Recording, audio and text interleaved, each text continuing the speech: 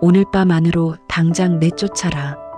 칠흑같이 어두운 밤, 최대감 댁 안채에서 서슬퍼런 고함이 터져나왔습니다. 17살 여종 연하는 차가운 빗줄기를 맞으며 마당 한가운데 무릎을 꿇고 앉아 있었지요. 주인인 최대감 부인은 독사 같은 눈빛으로 연하를 내려다보며 당장 팔아치우라 명하였습니다. 그저 바보라 여겨지며 모진 매질과 굶주림을 견뎌온 연하에게 닥친 가혹한 운명이었습니다. 그때 빗속을 뚫고 나타난 이는 마을에서 절름발이라 손가락질 받던 사내 강돌이었습니다. 단돈 10냥에 연하를 산 강돌은 아무 말 없이 연하의 손목을 잡고 어둠 속으로 사라졌지요. 허나 연하의 쥐어짠 주머니 속에는 아무도 모르게 숨겨둔 옷가락지 하나가 빛나고 있었습니다. 천한 여종으로 팔려가는 바보 계집, 그리고 그녀를 산 의문의 절름발이 사내. 두 사람이 향하는 그 집에서는 과연 어떤 기이한 일들이 기다리고 있었을까요? 연하의 손등에 새겨진 붉은 점과 옷가락지에 얽힌 소름 끼치는 진실은 무엇일까요? 여러분의 구독과 좋아요, 따뜻한 댓글은 채널을 유지하는 데 정말 큰 힘이 됩니다. 시청하시면서 한 번씩 꼭 부탁드려요. 이 이야기의 끝이 궁금하시다면 끝까지 함께 해주세요. 그럼 사연 시작합니다. 하늘이 구멍이라도 난 듯 장대비가 쏟아지는 밤이었습니다. 한양 도성 근처 세도가로 이름 높은 최대감 댁의 넓은 마당은 튀어오르는 빗방울과 흙탕물로 아수라장이 되어 있었지요. 그 서슬퍼런 빗줄기 아래 가련한 처지의 17살 계집 연하가 얇은 저고리 한 장만을 걸친 채 덜덜 떨며 엎드려 있었습니다. 연하의 어깨는 추위 때문인지 혹은 곧 닥칠 운명에 대한 공포 때문인지 쉼없이 흔들리고 있었지요. 안채 대청마루 위에는 화려한 비단 옷을 입은 최대감 부인이 날카로운 눈매를 세우며 서 있었습니다. 부인의 손에는 가느다란 회초리가 들려 있었고 그 끝은 이미 연하의 등줄기를 몇 차례 휘감고 지나간 뒤였습니다. 저 계집, 오늘 밤 안으로 당장 내쫓아라. 부인의 목소리는 빗소리를 뚫고 날카롭게 울려 퍼졌습니다. 평소 인자한 척 위선을 떨던 부인의 얼굴은 온데간데였고 오직 살기 어린 증오만이 가득하였지요. 연하는 입술을 꽉 깨물었습니다.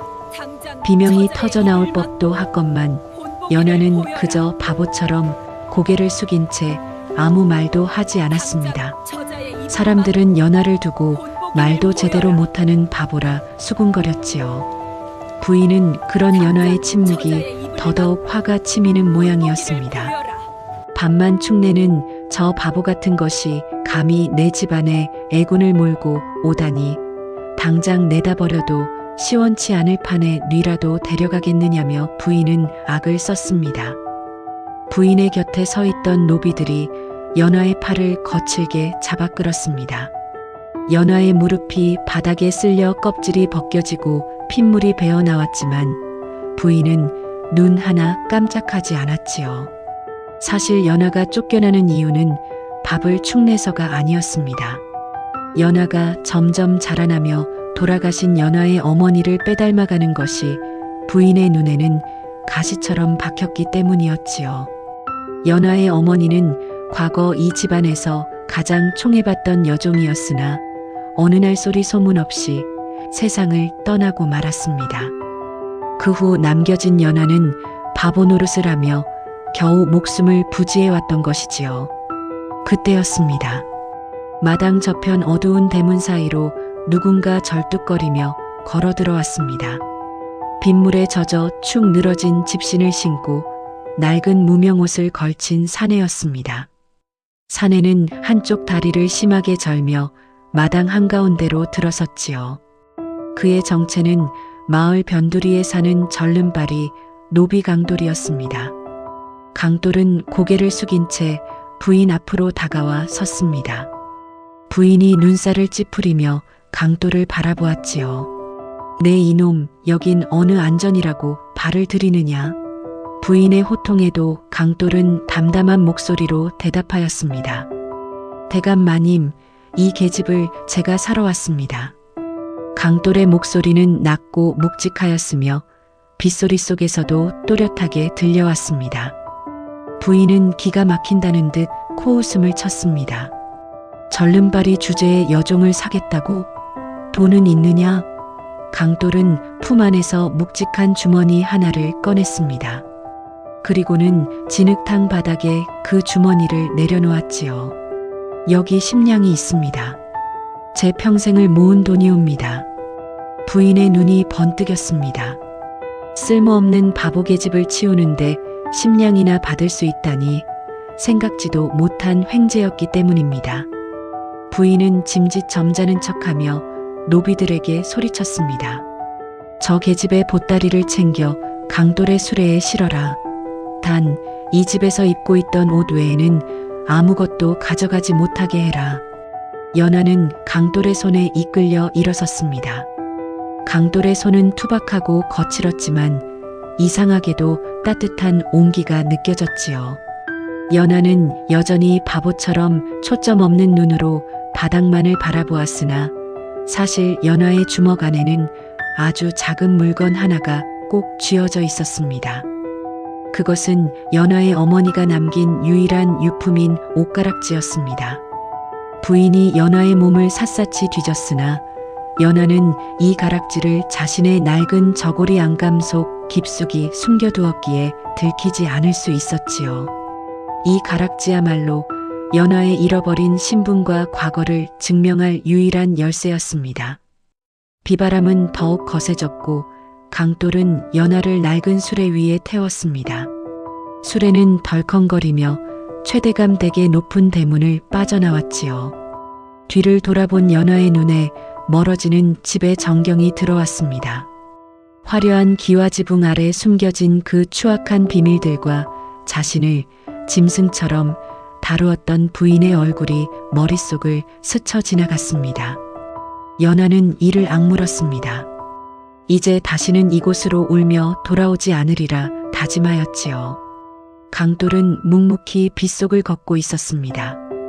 한쪽 다리를 절면서도 그는 수레가 흔들리지 않게 안간힘을 쓰는 듯 보였습니다. 마을 사람들은 늦은 밤 비를 뚫고 지나가는 수레를 보며 창호지 틈으로 숨죽여 지켜보았습니다. 저기 봐, 절름발이 강돌이가 결국 그 바보 계집을 샀나 보군.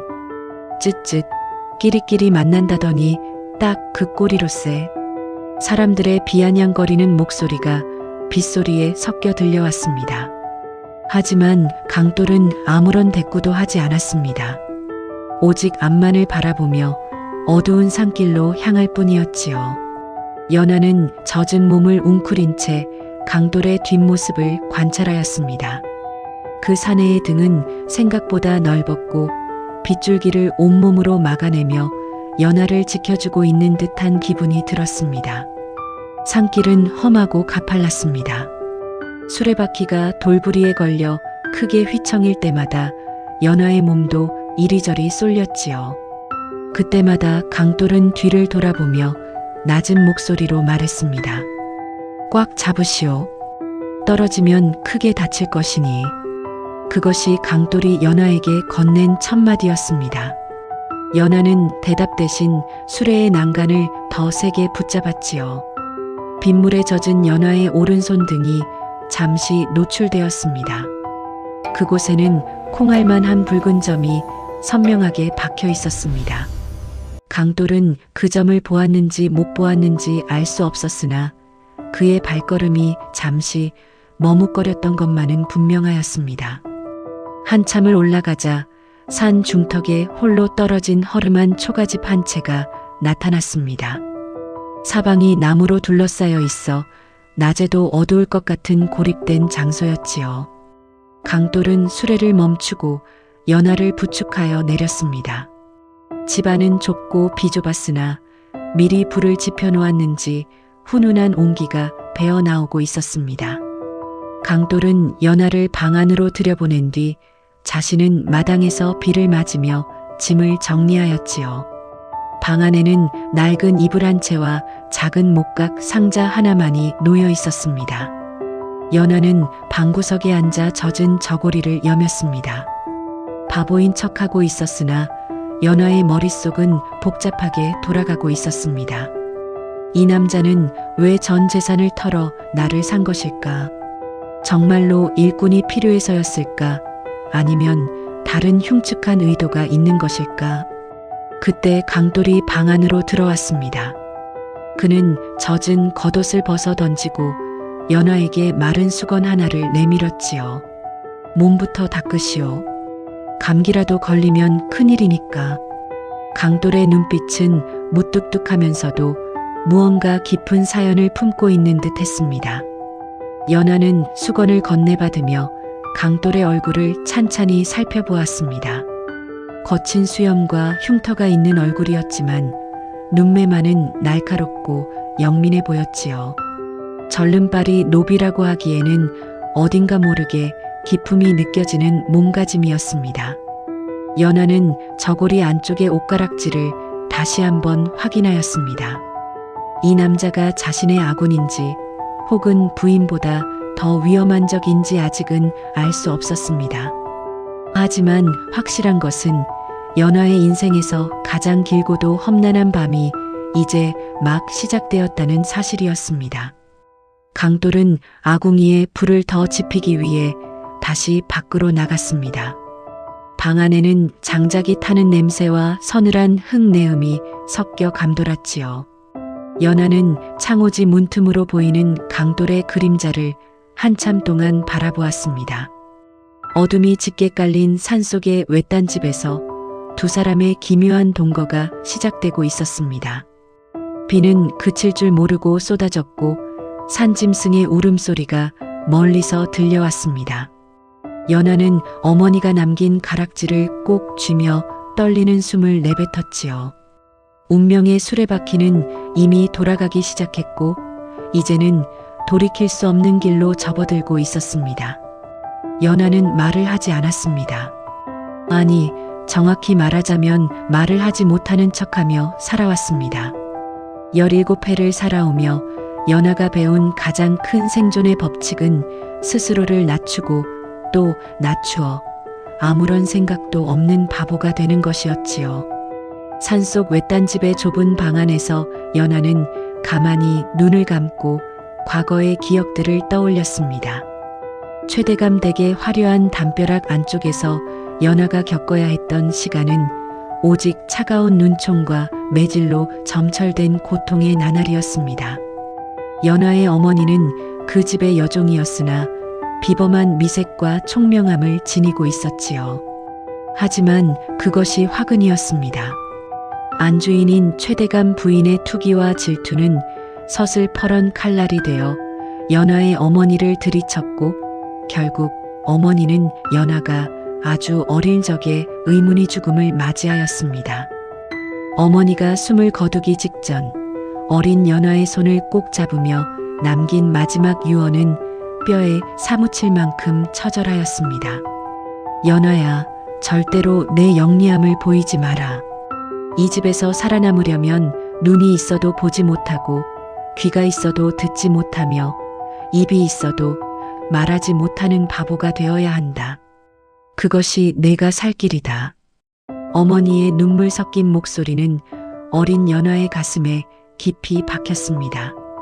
그날 이후 연화는 입을 닫았습니다. 누가 때려도 그저 허허거리며 웃었고 맛없는 잔반을 줘도 허겁지겁 먹어치우며 모자란 아이 흉내를 냈지요. 부인은 그런 연화를 보며 짐승만도 못한 것이라 비웃었으나 연화는 그 비웃음 뒤에 숨어 목숨을 부지할 수 있었습니다. 하지만 연화의 기억 속에 유일하게 따뜻한 온기로 남아있는 인물이 한 명 있었습니다. 바로 마을을 떠돌며 점을 치던 월선 노파였습니다. 월선 노파는 가끔 최대감 댁 뒷문을 통해 들어와 남은 음식을 얻어가곤 했는데 어느 날 우물가에서 빨래를 하던 연화의 곁으로 다가왔지요. 노파는 연화의 오른손등에 있는 붉은 점을 한참이나 들여다보더니 나지막이 의졸였습니다. 넌 바보가 아니구나. 그 눈빛 속에 품은 불꽃이 언젠가 이 집안을 다 태워버릴 것이다. 노파의 목소리는 소름 끼치도록 차가우면서도 어딘가 모르게 연민이 서려 있었습니다. 노파는 연화의 손바닥에 아주 작은 종이 꾸러미 하나를 쥐어주었습니다. 그 안에는 지금 연화가 품고 있는 옷가락지가 들어 있었지요. 이것은 내 어머니가 내게 맡겼던 물건이다. 때가 되면 주라 하였지. 내 신분의 증표이자 장차 너를 지켜줄 유일한 물건이 될 게다. 절대로 남에게 보이지 마라. 특히 그 부인의 눈에 띄어서는 안 된다. 연화는 노파의 말을 가슴 깊이 새겼습니다. 그날 이후 연화는 옷가락지를 저고리 안감 깊숙이 꿰매어 숨겼고 매일 밤 그것을 만지며 복수의 칼날을 갈았습니다. 부인은 연화가 자랄수록 제 어머니를 닮아가는 것을 보며 극심한 불안을 느꼈을 것입니다. 그래서 결국 열량이라는 헐값에 연화를 팔아치운 것이겠지요. 연화는 방구석에 웅크리고 앉아 자신의 오른손등을 어루만졌습니다. 붉은 점은 마치 살아있는 불씨처럼 어둠 속에서도 선명하게 느껴졌지요. 최대감 부인은 이 점이 무엇을 의미하는지 알지 못했겠으나 월선 노파는 알고 있는 듯 했습니다. 그것은 몰락한 양반가의 혈통을 증명하는 표식이자 연화의 아버지가 누구인지를 알려주는 결정적인 단서였습니다. 연화는 그동안 바보 행세를 하며 부인의 방 뒤편에서 수많은 이야기를 엿들었습니다. 부인이 어떤 음모를 꾸며 제 어머니를 죽음으로 몰아넣었는지, 그리고 아버지가 누구인지에 대한 단편적인 조각들을 모으고 있었지요. 기억은 꼬리에 꼬리를 물고 이어졌습니다. 부인은 가끔 연화를 불러다 놓고 아무도 없는 곳에서 가혹한 매질을 가하곤 했습니다. 내년의 눈망울을 보면 그 죽은 년이 생각나서 참을 수가 없구나. 부인의 회초리는 연화의 가냘픈 어깨와 등을 사정없이 내리쳤습니다. 그럴 때마다 연화는 속으로 비명을 삼키며 다짐하였습니다. 이 고통을 반드시 돌려주겠노라고 말이지요. 겉으로는 침을 흘리며 바보처럼 웃었으나 연화의 내면은 차갑게 식어가는 얼음과도 같았습니다. 이제 연화는 그 지옥 같던 집을 빠져나와 이름도 모르는 사내의 집에 와 있습니다. 절름발이 강돌이라는 사내는 마을에서도 천대받는 처지라 들었습니다. 하지만 연화를 수레에 싣고 산길을 오르던 그의 뒷모습은 결코 천한 노비의 것이 아니었습니다. 그가 보여준 기묘한 배려와 묵직한 목소리는 연화의 경계심을 자극하기에 충분하였지요. 강돌은 정말로 단순히 여종이 필요해서 돈을 지불한 것일까요? 아니면 그 또한 연화의 정체를 알고 있는 누군가의 사주를 받은 것일까요? 연화는 창밖에서 들려오는 빗소리에 귀를 기울였습니다. 후두둑 떨어지는 빗방울 소리가 마치 과거의 아픈 기억들을 씻어내주는 듯 하였습니다. 하지만 마음 한구석은 여전히 불안함으로 가득 찼습니다. 최대감 부인이 자신을 이토록 쉽게 보내주었을 리가 없기 때문입니다. 열량이라는 돈을 받고 팔아넘겼다는 것은 이제 더 이상 연화가 필요 없다는 뜻일까요? 아니면 이 산속에서 아무도 모르게 죽임을 당하도록 판을 짠 것일까요? 연화는 숨겨둔 옷가락지를 만지작거렸습니다. 차가운 옥의 감촉이 손가락 끝을 타고 전해지며 연화의 정신을 맑게 해주었습니다. 어머니가 남긴 그 가락지는 단순한 보석이 아니었습니다. 그것은 언젠가 연화가 제 이름을 찾고 잃어버린 자리를 되찾을 때 사용해야 할 열쇠였습니다. 연화는 입술을 굳게 다물었습니다. 이제 더 이상 바보로만 살지는 않으리라. 비록 지금은 누군가에게 팔려온 신세이나 이곳에서 힘을 길러 반드시 진실을 밝혀내겠다고 스스로에게 약속하였습니다.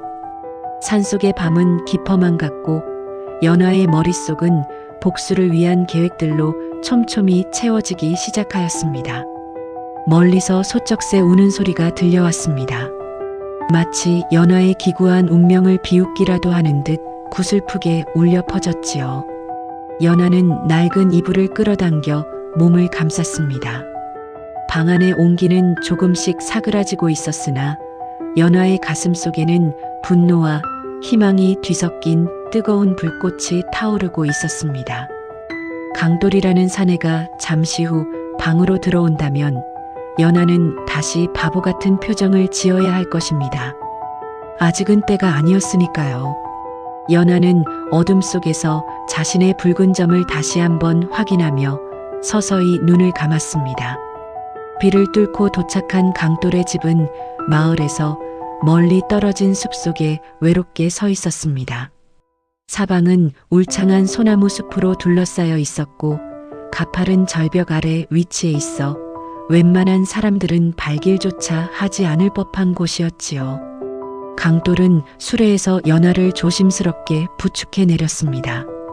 연화는 발이 땅에 닿자마자 일부러 비틀거리며 중심을 잃는 척하였습니다. 히히.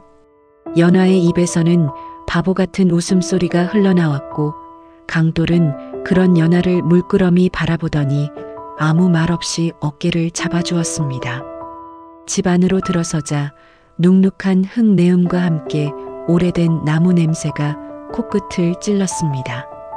비록 허름한 초가삼간이었으나 내부는 생각보다 정갈하게 정리되어 있었지요. 강돌은 연화를 안방으로 안내하였습니다. 방 안에는 작은 괴짝 하나와 낡은 보료가 깔려 있었습니다. 이곳이 내가 머물 곳이다. 강돌의 목소리는 낮고 평온하였습니다. 최대감 댁에서 듣던 그 날카로운 호통 소리와는 전혀 다른 종류의 것이었지요. 연화는 방구석에 주저앉아 젖은 옷자락을 만지작거렸습니다. 강돌은 부엌으로 나가더니 곧이어 나무 타는 소리가 들려왔습니다. 아궁이에 불을 지피는 모양이었지요. 연화는 창호지 문 너머로 비치는 강돌의 그림자를 유심히 관찰하였습니다. 그는 한쪽 다리를 심하게 절며 걷고 있었지만 그 움직임에는 이상할 정도로 힘이 실려 있었습니다.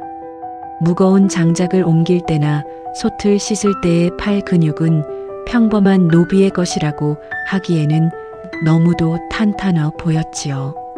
연화는 의구심이 생겼습니다. 이 사내는 정말로 평생 농사만 짓고 살아온 절름발이 노비가 맞는 것일까? 잠시 후 방 안의 바닥이 조금씩 따뜻해지기 시작하였습니다. 강돌이 불을 넉넉히 지핀 모양이었습니다.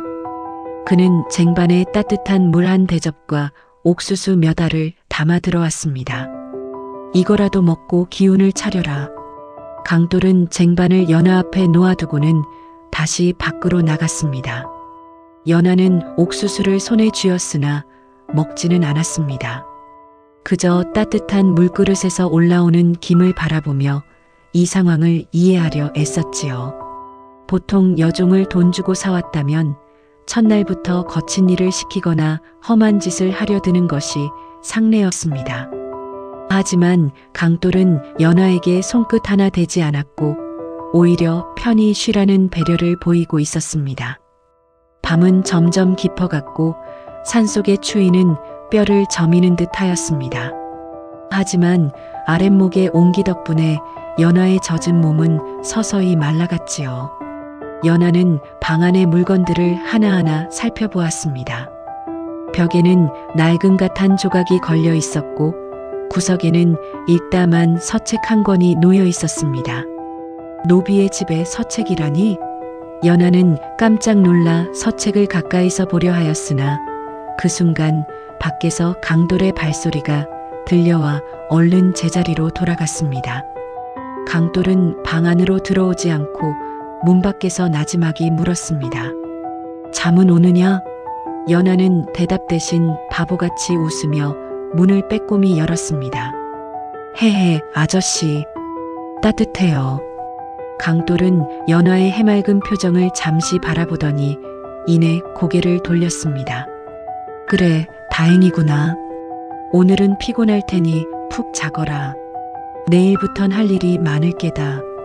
그는 마당 건너편에 있는 작은 행랑채로 발걸음을 옮겼습니다.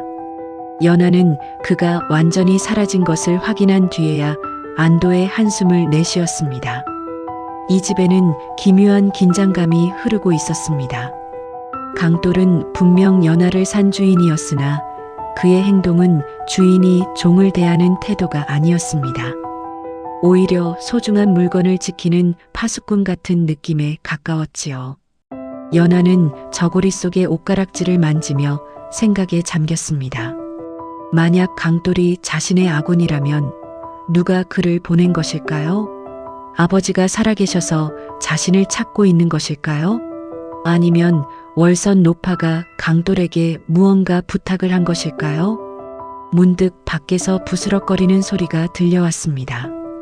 연화는 숨을 죽이고 귀를 기울였습니다. 빗소리 사이로 누군가의 발자국 소리가 들리는 듯 하였습니다. 강돌의 발소리는 아니었습니다. 강돌은 다리를 절기 때문에 규칙적인 리듬이 있었으나 지금 들리는 소리는 매우 가볍고 은밀한 움직임이었지요. 연화는 창호지에 구멍을 내어 밖을 살폈습니다. 어둠 속에서 정체 모를 검은 그림자 하나가 담장 너머를 기웃거리고 있었습니다. 그때였습니다. 행랑채에 있던 강돌이 어느새 마당으로 나와 있었습니다. 누구냐? 그의 호통 소리와 함께 검은 그림자는 쏜살같이 어둠 속으로 사라졌지요. 강돌은 절름발이임에도 불구하고 놀라운 속도로 담장 근처까지 다가가 주위를 살폈습니다. 그의 손에는 언제 쥐었는지 모를 묵직한 몽둥이가 들려 있었지요. 연화는 가슴이 쿵쾅거리는 것을 느꼈습니다. 누군가 자신을 감시하고 있다는 확신이 들었기 때문입니다. 최대감 부인이 보낸 자일까요? 아니면 또 다른 세력이 개입된 것일까요? 강돌은 한참 동안 마당을 지키고 서 있었습니다. 빗줄기를 고스란히 맞으면서도 그는 요지부동이었습니다. 마치 한 마리의 거대한 바위처럼 집안을 지탱하고 있는 듯한 모습이었지요. 연화는 그런 강돌의 뒷모습을 보며 묘한 안도감을 느꼈습니다. 이곳이 비록 낯설고 허름한 집이지만 최소한 최대감 댁처럼 숨막히는 지옥은 아닐지도 모른다는 생각이 들었습니다. 하지만 동시에 의문은 더 커졌습니다. 강돌은 대체 무엇으로부터 자신을 지키려 하는 것일까요? 잠시 후 강돌이 다시 행랑채로 들어가는 것을 본 연화는 조심스럽게 자리에 누웠습니다. 따뜻한 구들장의 기운이 등에 닿자 긴장이 풀리며 졸음이 쏟아졌지요. 하지만 연화는 결코 깊은 잠에 들 수 없었습니다. 한 손에는 여전히 옷가락질을 꽉 쥔 채였지요. 이 낯선 집에서의 첫날 밤, 연화는 자신이 맞이한 새로운 운명이 과연 축복일지 재앙일지 알 수 없었습니다. 오직 확실한 것은 자신이 더 이상 혼자가 아니라는 사실과 자신을 둘러싼 거대한 음모가 서서히 그 정체를 드러내기 시작했다는 것뿐이었습니다. 다음 날 아침, 연화는 눈을 뜨자마자 고소한 냄새를 맡았습니다. 평생 최대감 댁에서 남이 먹다 남은 찌꺼기나 딱딱하게 굳은 찬밥만을 먹어온 연화에게 갓 지은 쌀밥의 냄새는 생경하면서도 눈물겨운 것이었지요. 연화는 부스스 일어나 문을 열었습니다. 마당에는 비가 그치고 맑은 햇살이 내리쬐고 있었습니다. 강돌은 이미 마당 한편에서 나무를 패고 있었지요. 탕, 탕, 도끼가 장작을 가르는 소리가 산속에 힘차게 울려 퍼졌습니다. 강돌은 연화가 나온 것을 보고 도끼를 내려놓았습니다. 일어났느냐? 부엌에 밥을 차려두었으니 가서 먹거라. 연화는 다시 바보 같은 표정을 지으며 부엌으로 향하였습니다. 우와, 밥이다. 히히. 연화의 연기에 강돌은 그저 엷은 미소만을 지을 뿐이었습니다. 부엌 가마솥 안에는 김이 모락모락 나는 흰쌀밥과 따뜻한 미역국이 놓여 있었습니다. 연화는 국물을 한 모금 마시는 순간 가슴속까지 따뜻해지는 기분을 느꼈습니다. 이것은 단순히 배를 채우는 음식이 아니라 누군가의 정성이 담긴 배려였지요. 식사를 마친 연화가 마당으로 나오자 강돌은 연화를 마루에 앉혔습니다. 그리고는 작은 단지 하나를 꺼내왔지요. 어제 무릎이 까진 것을 보았다. 이 약을 바르면 금방 나을 게다. 강돌은 연화의 앞에 무릎을 굽히고 앉아 조심스럽게 연화의 치맛자락을 올렸습니다. 연화는 움찔하며 다리를 뒤로 뺐으나 강돌의 손길은 단호하면서도 부드러웠지요. 겁내지 마라. 해치지 않는다. 강돌의 거친 손가락이 연화의 상처에 닿았습니다. 차가운 연고가 상처에 발라지는 순간 연화는 묘한 기분에 사로잡혔습니다. 강돌의 손은 농사를 짓는 사람의 것이라기엔 너무도 정교하게 움직였습니다. 상처를 살피는 그의 눈빛은 의원처럼 날카로웠고 약을 바르는 몸짓 하나하나에 깊은 배려가 묻어났지요. 연화는 강돌의 정체가 더욱 궁금해졌습니다. 그는 대체 어디서 이런 기술을 배운 것일까요? 그리고 왜 천한 여종의 상처를 이토록 정성스럽게 치료해 주는 것일까요? 연화는 일부러 딴청을 피우며 하늘을 바라보았으나 마음은 온통 제 무릎을 만지고 있는 강돌의 손길에 쏠려 있었습니다. 약을 다 바른 강돌은 연화의 옷매무새를 정리해주며 말했습니다. 이곳에 있는 동안은 아무 걱정하지 마라. 누구도 너를 괴롭히지 못할 것이다. 그의 목소리에는 거부할 수 없는 위엄이 서려 있었습니다. 연화는 그 순간만큼은 바보 연기를 잊고 그의 눈을 빤히 바라보았습니다. 강돌의 깊은 눈동자 속에는 슬픔과 분노, 그리고 무언가 지키고자 하는 강한 의지가 담겨 있었지요. 그는 정말로 평범한 노비가 아니었습니다. 오후가 되자 강돌은 연화에게 산나물을 뜯는 법을 가르쳐 주었습니다. 이것은 먹을 수 있는 것이고 저것은 독이 있으니 만지지 마라. 강돌은 산속 구석구석을 잘 알고 있었습니다. 연화는 그의 뒤를 졸졸 따르며 나무를 바구니에 담았지요. 숲속의 공기는 맑고 상쾌하였습니다. 최대감 댁의 좁고 어두운 부엌대기 생활과는 비교할 수 없을 만큼 평화로운 시간이었습니다. 하지만 연화는 그 평화 속에 숨겨진 불안을 놓치지 않았습니다. 강돌은 틈틈이 주위를 경계하며 숲의 소리에 귀를 기울이고 있었기 때문입니다. 저기요, 아저씨. 여기 말고 다른 사람들은 없어요? 연화가 짐짓 천진난만한 말투로 물었습니다. 강돌은 잠시 동작을 멈추더니 먼 산을 바라보았습니다. 세상은 넓지만 우리를 환영해주는 곳은 그리 많지 않단다. 이곳이 가장 안전하다. 강돌의 대답은 모호하면서도 뼈가 있었습니다. 그는 무언가로부터 도망치고 있거나 혹은 무언가를 기다리고 있는 듯 했습니다. 연화는 강돌이 매일 밤 행랑채가 아닌 마당에서 잠을 자는 이유가 자신을 보호하기 위해서라는 것을 눈치챘습니다. 그날 저녁 연화는 마당 구석에서 강돌이 훈련하는 모습을 우연히 목격하였습니다. 그는 절름발이라 믿기지 않을 만큼 민첩한 몸놀림으로 허공에 칼질을 하고 있었습니다. 비록 손에 든 것은 부러진 나뭇가지였으나 그 휘두름은 매서운 바람 소리를 냈지요. 연화는 숨을 죽이고 그 모습을 지켜보았습니다. 이것은 분명 군관들이나 익히는 고도의 무예였습니다. 강돌의 정체는 무엇일까요? 혹시 역모에 휘말려 신분을 숨기고 살아가는 양반일까요? 아니면 왕실의 비밀을 알고 쫓기는 무사일까요?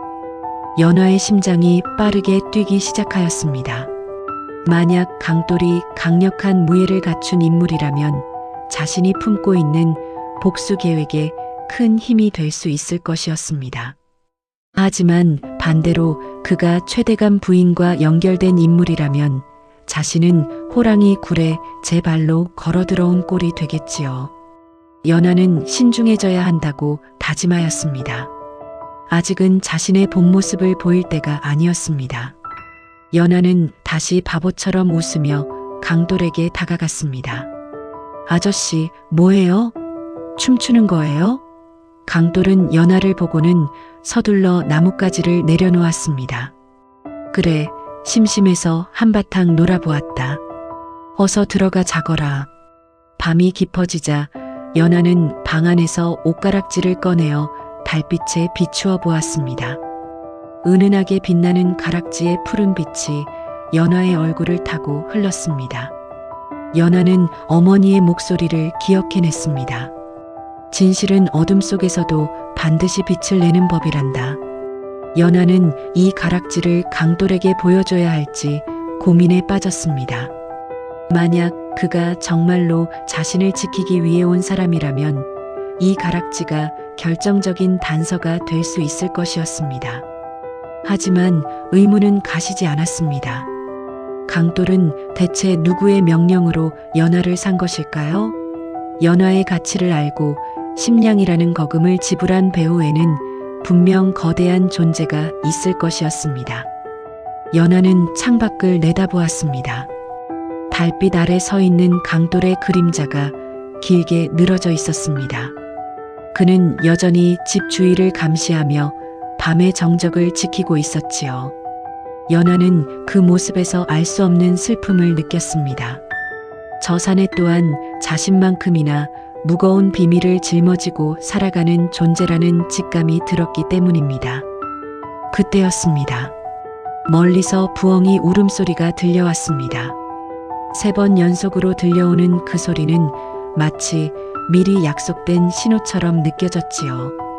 강돌의 고개가 그 소리가 들려온 쪽으로 급하게 돌아갔습니다. 그는 긴장한 기색이 역력한 채 어둠 속으로 몸을 숨겼습니다. 연하는 본능적으로 위험을 감지하였습니다. 평화롭던 이 집에 누군가 침입하려 하고 있었습니다. 연하는 저고리 속의 가락지를 꽉 쥐고 문 근처로 다가갔습니다. 이제 곧 이 집의 비밀이 그리고 강돌의 정체가 드러날 순간이 다가오고 있었습니다. 부엉이의 울음소리가 숲의 정적을 3번 가른 직후였습니다. 마당의 공기는 순식간에 차갑게 얼어붙었지요. 연하는 방 안에서 문고리를 꽉 쥔 채 숨을 죽였습니다. 밖에서는 낮은 발소리들이 낙엽을 밟는 소리가 들려왔습니다. 한두 명이 아니었습니다. 최소한 서너 명의 장정들이 집을 포위하고 서서히 좁혀오고 있었지요. 연하의 심장은 금방이라도 터질 듯 요동쳤습니다. 허나 연하는 바보 연기를 잠시 내려놓고 날카로운 눈빛으로 문 밖의 기척을 살폈습니다. 문제는 그때부터였습니다. 갑자기 문 밖에서 서슬퍼런 칼날이 번쩍이더니 창호지를 찍고 방 안으로 들이닥쳤습니다. 연하는 본능적으로 몸을 굴려 구석으로 몸을 피했지요. 그 순간 마당에서 강돌의 호통 소리가 들려왔습니다. 감히 어느 안전이라고 이곳을 범하느냐. 그의 목소리는 평소의 무뚝뚝한 어투와는 차원이 다른 산을 울리는 호랑이의 포효와도 같았습니다. 연하는 구멍난 문틈으로 밖을 보았습니다. 그곳에는 놀라운 광경이 펼쳐지고 있었지요. 절름발이라던 강돌이 한쪽 다리를 축으로 삼아 비단결처럼 매끄럽게 몸을 날리고 있었습니다. 강돌의 손에 든 몽둥이는 이미 평범한 나무 막대기가 아니었습니다. 그것은 검보다 빠르고 창보다 묵직하게 어둠을 가르고 있었지요. 침입자들은 검은 복면을 쓴 자들이었는데 그들의 움직임 또한 예사롭지 않았습니다. 하지만 강돌의 무예 앞에서는 속수무책이었습니다. 강돌은 다리를 전다는 사실이 믿기지 않을 만큼 민첩하게 적들의 공격을 피하며 단 한 번의 타격으로 장정들을 하나씩 쓰러뜨렸습니다. 그러나 운명은 그리 간단하지 않았습니다. 적들의 우두머리로 보이는 사내가 연하가 있는 방을 향해 달려들었기 때문입니다. 연하는 구석에 놓인 녹그릇을 집어들었습니다.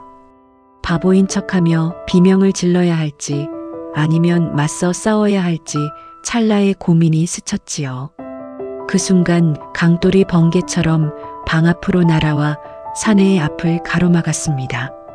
내 놈들의 목표는 이 아이가 아니더냐. 강돌의 눈에서는 푸른 안광이 뿜어져 나오는 듯 했습니다. 사내는 비열하게 웃으며 대답하였습니다. 최대감 댁의 물건을 훔쳐간 계집을 데려가라는 명을 받았다.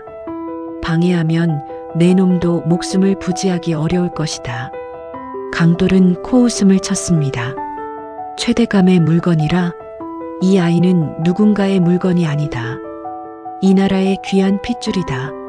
강돌의 입에서 나온 말에 연하는 소스라치게 놀랐습니다. 자신의 정체를 이미 알고 있었던 것일까요? 강돌의 몽둥이가 사내의 가슴팍을 강타하였고 사내는 비명도 지르지 못한 채 바닥에 고꾸라졌습니다. 남은 적들은 전력의 차이를 느꼈는지 쓰러진 동료들을 챙겨 황급히 산 아래로 도망쳤지요. 숲에는 다시 무거운 정적이 찾아왔습니다. 강돌은 거친 숨을 몰아쉬며 방 안으로 들어왔습니다. 그의 옷자락에는 적들의 핏방울이 몇 점 튀어 있었지요. 연하는 다시 바보 같은 표정을 지으며 구석에 웅크렸습니다. 아저씨, 무서워요. 무서운 사람들이 왔어요. 연하의 연기 섞인 목소리에 강돌은 천천히 다가와 무릎을 꿇었습니다. 그리고는 연하의 눈을 정면으로 응시하였지요. 이제 그만해 두어도 된다. 연하 낭자. 강돌의 입에서 연하의 이름이 흘러나왔습니다. 단순히 종을 부르는 호칭이 아니라 한 명의 고귀한 여인을 부르는 존칭이었지요. 연하는 숨이 멎는 것 같았습니다. 아저씨, 그게 무슨 말씀이세요? 연하는 끝까지 시치미를 뗐으나 강돌은 품 안에서 작은 비단 주머니 하나를 꺼내 보여주었습니다. 그것은 연하가 가진 옷가락지와 쌍을 이루는 또 다른 옷가락지였습니다. 이것은 낭자의 아버님께서 제게 맡기신 물건입니다. 낭자를 찾아내어 끝까지 지키라는 명이 있었지요. 강돌의 진실한 눈빛 앞에서 연하는 더 이상 연기를 계속할 수 없었습니다. 연하는 천천히 허리를 펴고 앉아 차분한 목소리로 물었습니다. 당신은 누구입니까? 강돌은 바닥에 엎드려 큰 절을 올렸습니다. 소인은 과거 낭자의 아버님이신 이판서 대감의 호위무사였던 장강이라 하옵니다. 가문이 영모로 몰락할 때 대감님의 배려로 겨우 목숨을 건졌고 그날 이후 신분을 숨긴 채 낭자를 찾아 전국을 떠돌았습니다. 강돌, 아니 장강의 눈에는 이슬이 맺혀 있었습니다. 그는 연하를 보호하기 위해 일부러 절름발이 행세를 하며 최대감 댁 주변을 맴돌았던 것이지요. 심량이라는 돈 또한 연하를 안전하게 빼내기 위해 평생을 모은 피땀 어린 결실이었습니다. 연하는 가슴이 미어지는 듯 했습니다. 자신을 지켜주는 사람이 아무도 없다고 생각하며 외롭게 투쟁해 왔는데 이토록 가까운 곳에 든든한 버팀목이 있었다는 사실이 믿기지 않았지요. 하지만 기쁨도 잠시였습니다. 장강은 어두운 표정으로 말을 이었습니다. 최대감 부인은 낭자가 옷가락지를 가지고 있다는 사실을 눈치챈 모양입니다. 오늘 밤 온 자들은 시작에 불과합니다. 이제 그들은 낭자를 죽여 가문의 비밀을 영원히 묻으려 할 것입니다. 연하는 저고리 속의 가락지를 꺼내 손바닥 위에 놓았습니다. 두 개의 가락지가 만나자 묘한 공명 소리가 들리는 듯 하였지요. 이것은 시작에 불과했습니다. 연하는 비로소 자신이 짊어진 운명의 무게를 실감하였습니다. 단순히 살아남는 것이 문제가 아니었습니다. 부모님의 원수를 갚고 더러운 음모를 밝혀내어 가문의 명예를 되찾아야 했습니다. 장강은 연화의 손을 가만히 덮으며 맹세하였습니다. 소인의 목숨이 붙어 있는 한 낭자의 앞길을 가로막는 것들을 모두 베어내겠습니다. 밖에서는 다시 비바람이 몰아치기 시작하였습니다. 산을 흔드는 바람 소리가 마치 거대한 해일처럼 몰려오고 있었지요. 연화는 장강의 부축을 받아 일어섰습니다. 더 이상 바보 연화는 없었습니다. 차갑고 단단한 눈빛을 지닌 이판서의 딸 이연화가 그곳에 서 있었지요. 하지만 그들은 몰랐습니다. 이 산속의 어둠보다 더 깊고 음침한 음모가 한양 도성 안에서 소용돌이치고 있다는 사실을 말입니다. 장강은 서둘러 짐을 챙기기 시작하였습니다. 이제 이곳도 더 이상 안전하지 않았습니다. 같은 시각 한양 최대감댁 안채에서는 등잔불이 위태롭게 흔들리고 있었습니다. 최대감 부인은 초조한 기색으로 방 안을 서성거리고 있었지요. 방금 돌아온 수아의 보고는 부인의 가슴에 불을 질렀습니다. 무엇이라? 그 절름발이 놈이 무예를 쓴단 말이냐? 부인의 목소리가 히스테릭하게 갈라졌습니다. 30명 가까운 장정들을 단 한 놈이 막아냈다는 사실을 믿을 수 없었지요. 부인은 손에 든 찻잔을 바닥에 내동댕이 쳤습니다. 쨍그랑하는 소리와 함께 파편이 사방으로 튀었습니다. 부인이 이토록 연화에게 집착하는 이유는 단순히 투기 때문만은 아니었습니다. 과거 이판서 가문을 역모로 몰아넣은 결정적인 가짜 증서를 작성한 이가 바로 최대감이었고, 그 증서의 존재를 증명할 수 있는 유일한 증거가 연화의 어머니가 가져간 옷가락지 안에 숨겨져 있었기 때문이지요. 만약 연화가 그 비밀을 알아내고 세상 천지에 알린다면 최대감 가문은 단숨에 멸문지화를 당할 처지였습니다. 아무도 예상하지 못했던 일이 벌어진 셈이었지요. 심량에 팔아치워 산속에서 굶어 죽게 하려던 계획이 어긋나버린 것입니다. 부인은 곧바로 자신의 신복인 노비장두를 불렀습니다. 내 놈은 당장 관가에 알리되 비밀리에 움직여라. 그 절름발이 놈은 분명 도망친 역적의 무리일 것이다. 그리고 그 계집은 반드시 내 앞으로 데려와야 한다. 시체라도 상관없으니 그 손에 든 것을 찾아내어라. 부인의 눈은 이미 광기에 사로잡혀 있었습니다. 그녀는 자신의 안위를 위해서라면 무슨 짓이든 할 위인이었지요. 장두는 고개를 조아리며 어둠 속으로 사라졌습니다. 이번에는 광군들까지 동원될 판이었습니다. 한편 산속집에서 장강은 연화에게 남장을 권하였습니다. 낭자, 이제부터는 험한 산길을 타야 합니다. 여인의 몸으로는 광군의 추격을 따돌리기 어렵습니다. 연화는 군말 없이 장강이 내준 낡은 산의 옷으로 갈아입었습니다. 머리를 높이 묶고 갓을 쓰니 영락없는 고운 선비의 모습이었지요.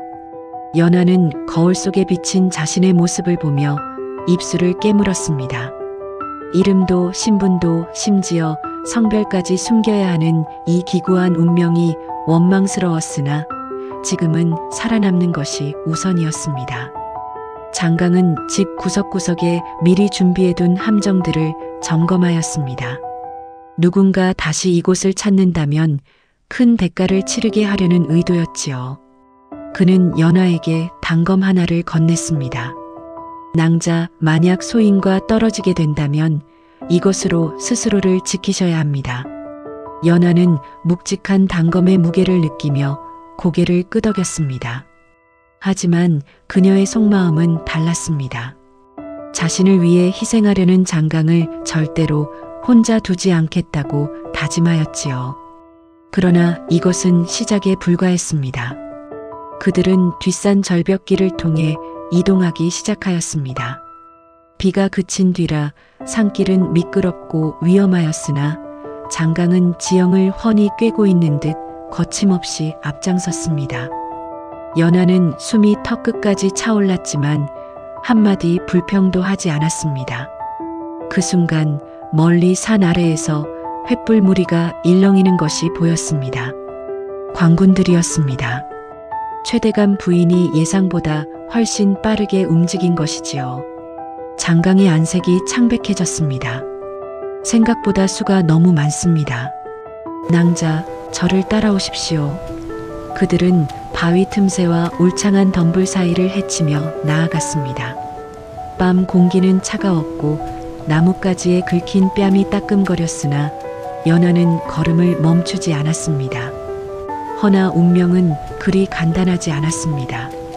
추격대 중에는 산타기에 능한 사냥개들이 포함되어 있었기 때문입니다. 개들의 짖는 소리가 점점 가까워질수록 연하의 심장 소리도 커져만 갔습니다. 장강은 결단을 내린 듯 연하를 가파른 골짜기 안쪽의 동굴로 밀어 넣었습니다. 낭자, 이곳에 숨어 계십시오. 소인이 저들을 유인하겠습니다. 안 됩니다. 장강님도 위험합니다. 연하가 그의 소매를 붙잡았으나 장강은 단호하게 손을 뿌리쳤습니다.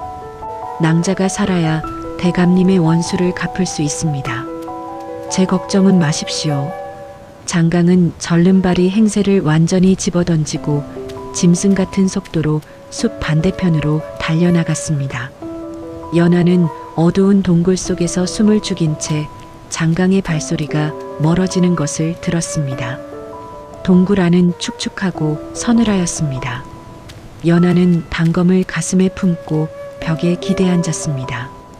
밖에서는 광군들의 고함과 개 짖는 소리가 한동안 이어지더니 이내 멀어져 갔습니다. 장강이 성공적으로 그들을 유인한 모양이었습니다. 하지만 연하는 안도할 수 없었습니다. 만약 장강이 붙잡히기라도 한다면 자신은 이 넓은 산속에 홀로 남겨지게 될 것이었으니까요. 연하는 옷가락질을 만지며 기도하였습니다. 부디 그가 무사히 돌아오기를 말이지요. 시간이 얼마나 흘렀을까요? 동굴 입구 쪽에서 바스락거리는 소리가 들려왔습니다. 연하는 단검을 뽑아들고 경계 태세를 갖췄습니다. 장강일까요? 아니면 돌아온 추격대일까요? 심장이 멎을 듯한 긴장감 속에서 연하는 침을 삼켰습니다.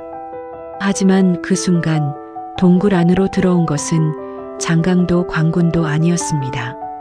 허리가 굽은 노파 하나가 등불을 들고 천천히 걸어 들어오고 있었지요. 연하는 눈을 의심하였습니다.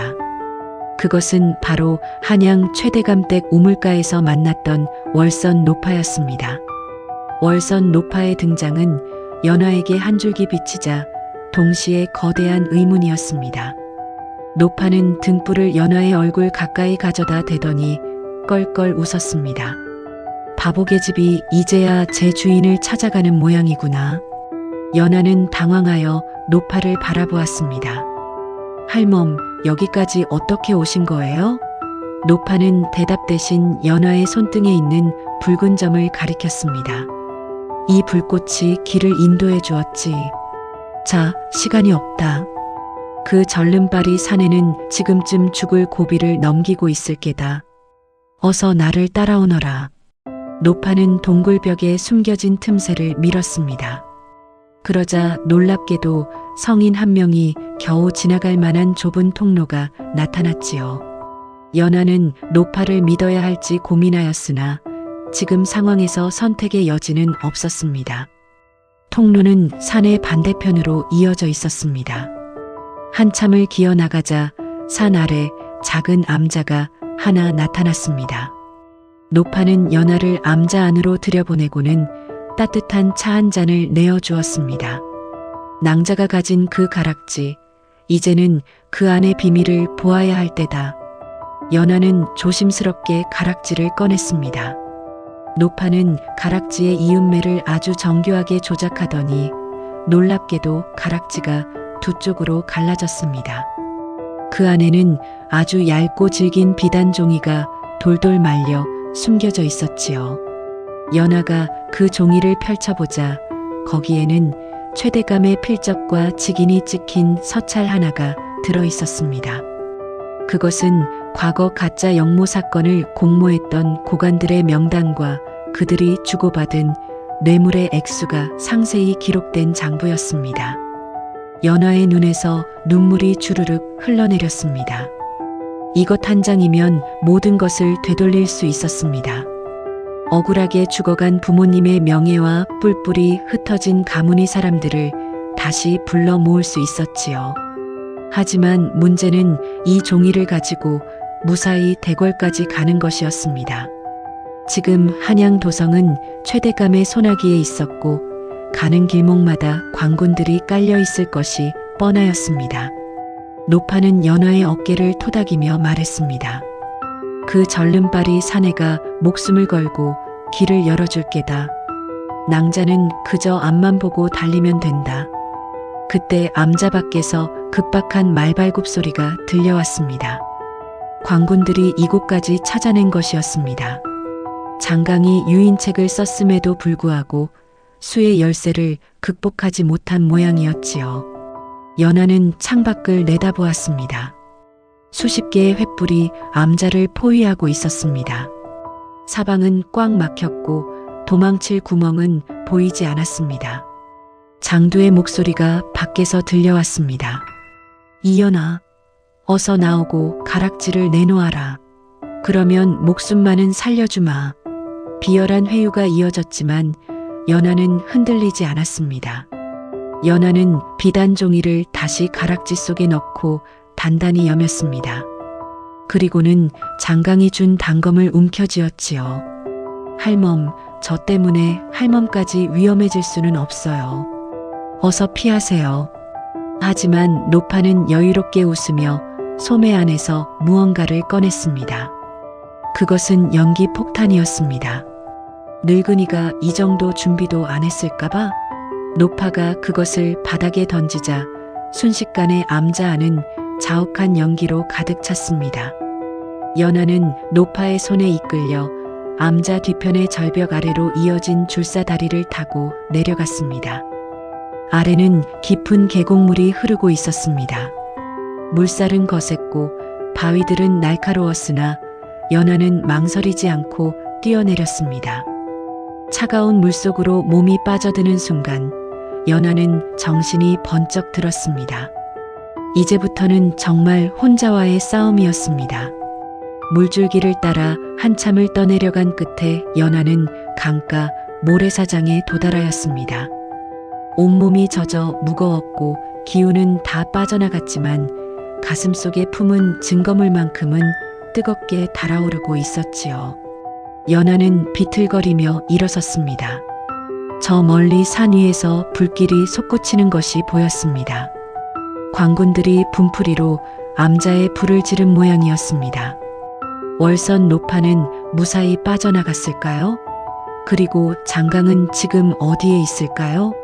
연화는 슬픔을 억누르고 한양을 향해 걷기 시작하였습니다. 신발은 이미 물에 불어 찢어졌고 맨발로 자갈밭을 걸어야 했지만 통증조차 느껴지지 않았습니다. 오직 머릿속에는 부모님의 원수를 갚아야 한다는 일념뿐이었습니다. 길은 멀고 험하였습니다. 낮에는 숲속에 숨어 잠을 청하고 밤에만 이동하며 추격을 피했습니다. 허기진 배는 산딸기와 고들빼기로 채웠고 목이 마르면 이슬을 받아 마셨지요. 그러던 중 연화는 길가에서 버려진 삿갓 하나를 발견하였습니다. 그것을 깊게 눌러쓰고 다시 길을 재촉하였습니다. 하지만 그들은 몰랐습니다. 연화가 도망친 경로를 이미 파악한 누군가가 한양 길목의 나루터에서 매복하고 있다는 사실을 말입니다. 문제는 그때부터였습니다. 연화가 한강 나루터에 도착했을 때 평소보다 훨씬 많은 포조리 배를 타는 사람들을 일일이 검사하고 있었지요. 연화는 가슴이 철렁 내려앉았습니다. 저 건물을 통과하지 못하면 대궐 근처에도 갈 수 없었습니다. 그때 나루터 한 구석에서 누군가 연화의 팔을 낚아챘습니다. 연화가 비명을 지르려던 찰나 익숙한 목소리가 귓가에 들려왔습니다. 쉰 낭자, 접니다. 고개를 들어보니 온몸에 피칠갑을 한 장강이 서 있었습니다. 그의 한쪽 팔은 힘없이 늘어져 있었고 얼굴에는 깊은 자국이 나 있었으나 눈빛만은 여전히 형형하였습니다. 장강님, 살아계셨군요. 연하는 울컥 터져나오는 눈물을 간신히 참았습니다. 장강은 짧게 고개를 끄덕이며 연하를 구석진 곳으로 이끌었습니다. 나루터는 이미 봉쇄되었습니다. 하지만 제가 미리 준비해둔 소금 배가 있습니다. 그 배에 숨어 들어가야 합니다. 장강의 목소리는 갈라져 있었지만 결연하였습니다. 그들은 소금 가마니가 가득 쌓인 작은 배의 밑바닥에 몸을 숨겼습니다. 짠 소금기가 상처를 파고들어 비명이 나올 법도 했으나 장강은 신음 한마디 내지 않았지요. 배가 서서히 움직이기 시작하자 연하는 장강의 손을 꼭 잡았습니다. 장강님, 이 은혜를 어찌 다 갚아야 할까요? 장강은 희미하게 웃으며 대답하였습니다. 소인의 임무는 낭자를 진실의 자리로 모시는 것입니다. 이제 곧 한양입니다. 정신 바짝 차리셔야 합니다. 배는 어둠을 뚫고 한양 도성을 향해 미끄러져 갔습니다. 소금 배는 어둠을 틈타 한강 나루터의 삼엄한 감시를 피해 도성 안쪽으로 스며들었습니다. 장강은 상처 입은 몸을 이끌고 연하를 한양 변두리의 낡은 가옥으로 안내하였지요.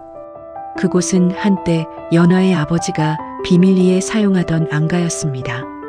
먼지가 자욱하게 쌓인 방 안에서 연하는 비로소 한숨을 돌릴 수 있었습니다. 허나 그것도 잠시였습니다. 장강은 연하 앞에 정중히 무릎을 꿇고 앉아 그동안 함구해왔던 가장 깊은 비밀을 꺼내놓기 시작하였습니다. 바로 연하의 출생에 얽힌 소름 끼치는 진실이었습니다. 낭자, 이제는 모든 것을 아셔야 할 때입니다. 낭자는 단순히 이판서 대감님의 서녀가 아니옵니다. 장강의 목소리는 떨리고 있었습니다. 연하는 의아한 표정으로 장강을 바라보았지요. 그게 무슨 말씀입니까? 제 어머니는 여종이 아니었단 말씀입니까? 장강은 깊은 한숨을 내쉬며 고개를 저었습니다. 낭자의 어머니는 본래 명문가의 여식이었으나 가문이 화를 입고 관비로 전락하셨지요. 이판서 대감님은 그런 어머니를 진심으로 연모하여 비밀리에 아내로 맞이하셨던 것입니다. 그리고 낭자가 태어났을 때 대감님은 이미 가문에 닥칠 피바람을 예견하고 계셨습니다. 그 순간 연하의 머릿속에 번뜩이는 깨달음이 스쳐 지나갔습니다. 자신이 왜 바보 행세를 해야 했는지, 왜 어머니가 그토록 철저하게 자신을 숨기려 했는지에 대한 조각들이 맞춰지기 시작하였지요. 장강은 연하의 오른손등에 있는 붉은 점을 가리켰습니다. 이 점은 단순한 점이 아니라 이씨 가문의 적통임을 증명하는 심표이옵니다. 대감님께서는 낭자를 지키기 위해 일부러 최대감 댁의 여종으로 위장하여 들여보내셨습니다.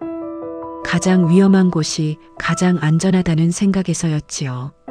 그리고 낭자가 장성하여 스스로를 지킬 수 있을 때까지 바보로 살 것을 명하신 것입니다. 연하는 충격에 휩싸였습니다. 자신이 바보로 살았던 17년의 세월이 사실은 거대한 보호막이었음을 알게 된 것이지요. 허나 더 놀라운 반전은 따로 있었습니다. 장강이 품속에서 낡은 서신 한 장을 더 꺼내 보여주었습니다. 그것은 돌아가신 이판서 대감이 왕에게 올리려 했던 밀서의 사본이었습니다. 그곳에는 최대감이 단순히 뇌물을 받은 것을 넘어 이웃나라와 내통하여 국경을 넘기려 했던 대역죄의 증거가 적혀 있었습니다. 그리고 그 결정적인 증거인 인장과 장부가 바로 연하가 가진 옷가락지 속에 들어 있었던 것입니다. 연하의 눈에서는 뜨거운 눈물이 흘러내렸습니다. 자신이 그저 천대받는 여종인 줄로만 알았는데 사실은 아버지가 목숨을 걸고 지키려 했던 가문이 마지막 보루였다는 사실에 가슴이 미어지는 듯하였지요. 이제 연하는 더 이상 도망칠 곳이 없었습니다. 최대감 부인이 자신을 죽이려 했던 것은 단순히 가락지 때문이 아니라 연하의 존재 자체가 그들의 반역을 무너뜨릴 수 있는 유일한 증인임이었기 때문입니다. 아무도 예상하지 못했던 일이었습니다. 바보 여종으로 불리던 소녀가 사실은 왕실을 구할 수 있는 유일한 열쇠였다니 말이지요. 장강은 연하에게 힘주어 말했습니다. 낭자, 이제 낭자의 손에 가문의 명예뿐만 아니라 이 나라의 운명이 달려 있습니다. 저희는 내일 새벽 궁으로 들어가 상감마마를 베어야 합니다.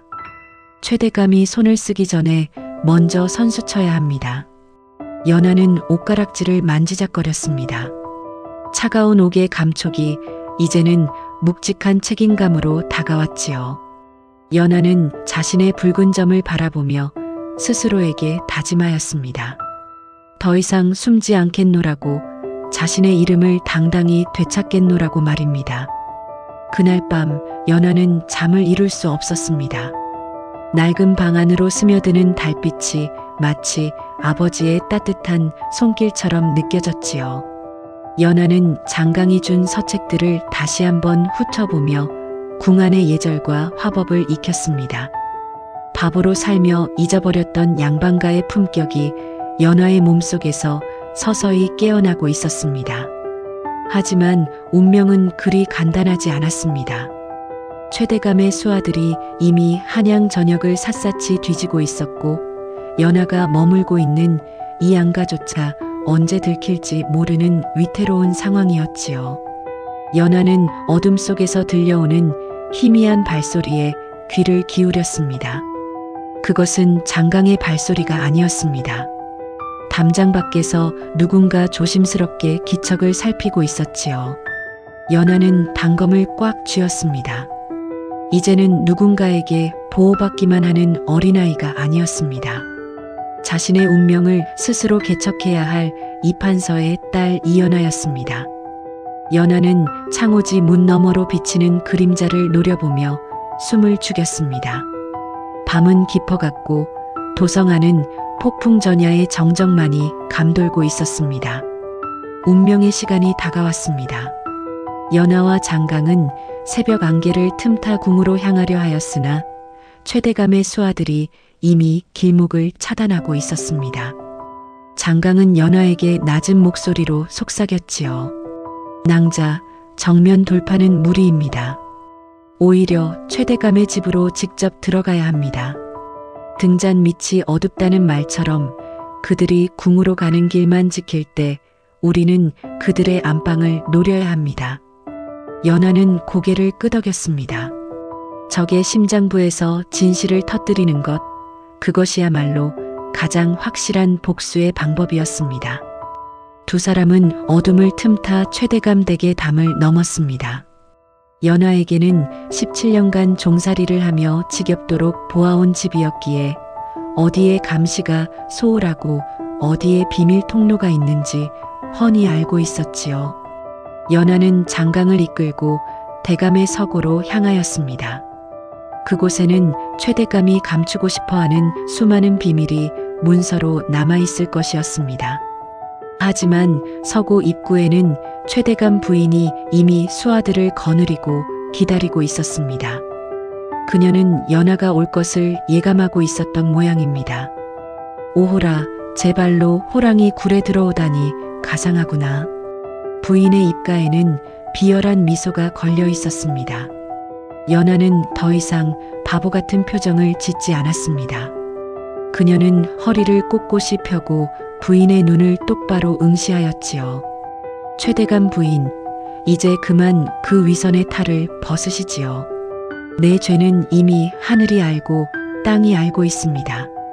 연하의 목소리는 궁 안의 여인처럼 기품 있고 단호하였습니다. 부인은 연하의 달라진 모습에 당황한 기색이 역력하였습니다. 내 인연, 감히 누구에게 삿대질이냐? 부인이 손을 내젓자 수아들이 연화와 장강을 포위하였습니다. 장강은 다친 팔로도 검을 뽑아들며 연화의 앞을 막아섰습니다.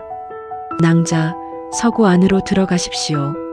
이곳은 제가 맡겠습니다. 연화는 장강을 믿고 서고의 문을 박차고 들어갔습니다. 그곳에는 최대감이 황급히 문서를 태우려던 흔적이 남아 있었지요.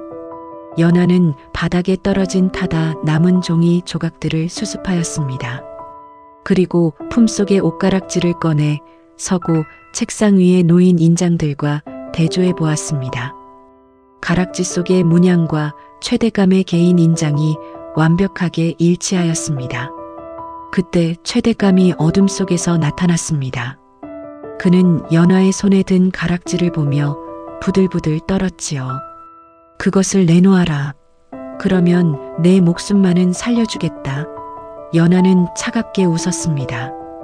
이 가락지는 제 아버님이 목숨과 맞바꾼 증거입니다. 대감의 반역 사실은 이미 임금님께 전달될 준비가 끝났습니다. 연화는 사실 기지를 발휘한 것이었습니다. 아직 임금님께 닿지는 못했으나 최대감의 공포심을 자극하기에 충분하였지요. 최대감은 평정심을 잃고 연화에게 달려들었습니다. 허나 그 순간 서고의 문이 요란하게 열리며 관복을 입은 사내들이 들이닥쳤습니다. 그들은 최대감의 사병이 아니었습니다. 왕의 직속 부대인 금군들이었지요. 놀랍게도 그들을 이끈 것은 장강과 미리 연락이 닿아 있던 우의정 대감이었습니다. 우의정은 이판서 대감과 막역한 사이였으며 장강이 보낸 소금배의 신호를 보고 군사를 움직인 것이었습니다. 최대감은 그 자리에 주저앉았습니다.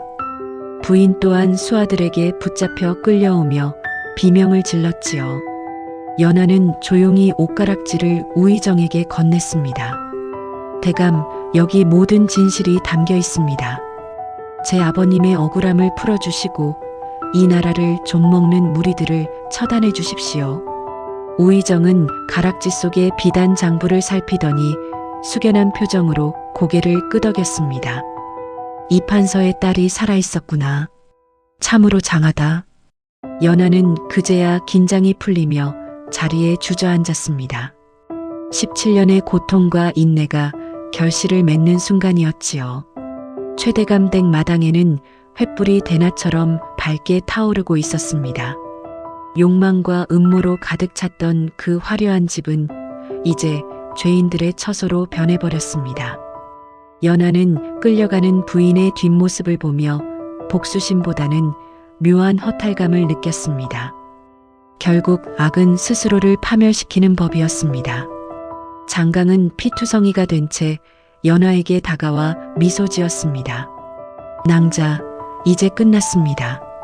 이제는 바보 연화가 아니라 이연화 낭자로 살아가시면 됩니다. 연화는 장강의 손을 꼭 잡았습니다. 밤하늘에는 어느덧 새벽달이 지고 새로운 태양이 솟아오를 준비를 하고 있었습니다. 최대감 가문은 대역죄로 다스려져 멸문지화를 당하였고 부인은 변방의 관비로 내쫓겨 평생을 고통 속에서 보내게 되었습니다. 반면 연화의 아버지는 복권되어 가문의 명예를 되찾았고 연화는 정식으로 양반가의 규수로 인정받아 화려하게 복귀하였습니다. 한때 바보 여종이라 비웃던 마을 사람들은 이제 연화의 집 앞을 지날 때면 고개를 숙이며 예우를 갖추었지요. 하지만 연화는 그런 헛된 권위나 신분에 연연하지 않았습니다. 그녀는 고통받던 시절의 기억을 잊지 않고 어려운 이웃을 돌보는데 평생을 바쳤습니다. 연화를 끝까지 지켰던 호위무사 장강은 공로를 인정받아 높은 관직을 제안받았습니다. 허나 그는 모든 부귀영화를 마다하고 연화의 곁에 남아 가문을 지키는 든든한 버팀목이 되기로 하였지요. 그는 더 이상 다리를 절지 않았습니다. 마음의 짐을 내려놓자 그의 걸음걸이는 누구보다 당당하고 굳건해졌습니다. 연화는 가끔 장강과 함께 산책하며 옛 이야기를 나누곤 하였습니다.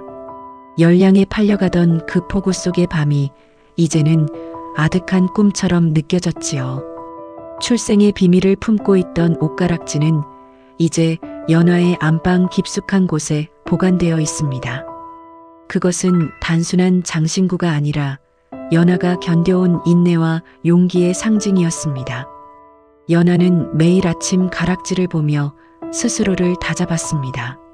사람의 가치는 그가 입은 옷이나 태어난 신분이 아니라 그가 품은 진실과 남을 향한 진심에서 비롯된다는 것을 연화는 온몸으로 깨달았기 때문입니다.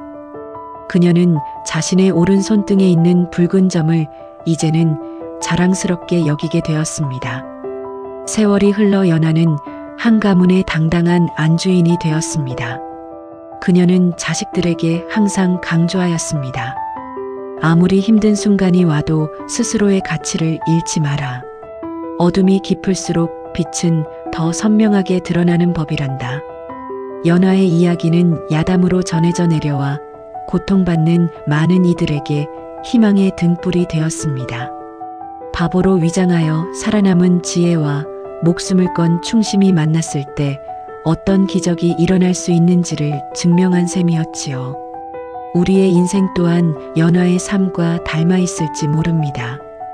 때로는 세상의 편견에 부딪히고 때로는 감당하기 힘든 시련이 닥쳐오기도 합니다. 하지만 연화가 옷가락지 속의 진실을 끝까지 지켜냈듯 우리 각자가 품고 있는 고귀한 가치를 믿고 나아간다면 반드시 빛을 보게 될 것입니다. 연화는 오늘도 창밖의 달빛을 보며 미소 짓습니다. 이제 그녀의 밤은 더 이상 춥지도 외롭지도 않았습니다.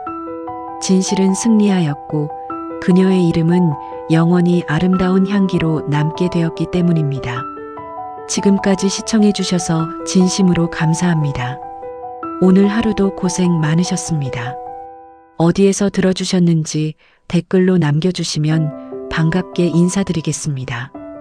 다음 영상을 빠르게 만나보시려면 좋아요와 구독을 꼭 눌러주세요. 그럼 더 재미있는 영상으로 찾아뵙겠습니다. 모두 행복한 하루 보내세요.